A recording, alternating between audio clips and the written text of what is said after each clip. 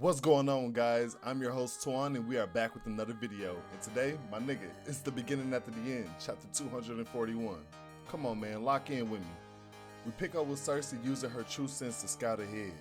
They find out that they're no more than a day's walk away from the first elf settlement.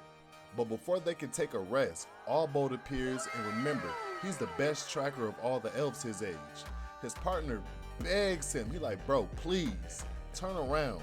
We don't have the reinforcements. ALBOLD tells him, bro, if we could just catch one of them, the information is vital.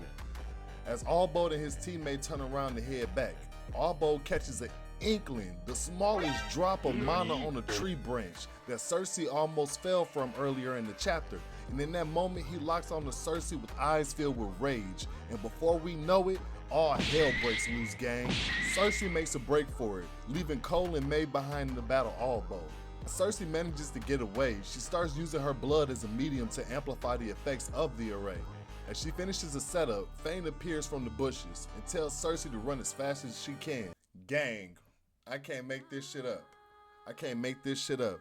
Because less than a few feet behind him, ALBOLD appears, but before he can strike, Fane sends him flying with a strong-ass wind attack. I'm talking about halfway across the map. The chapter then transitions to Arthur training with the other troops in one-on-one combat. This is where we find out Arthur was supposed to be resting before the big battle, but instead of sleeping, he decided to burn a little energy smacking around some of his underlings.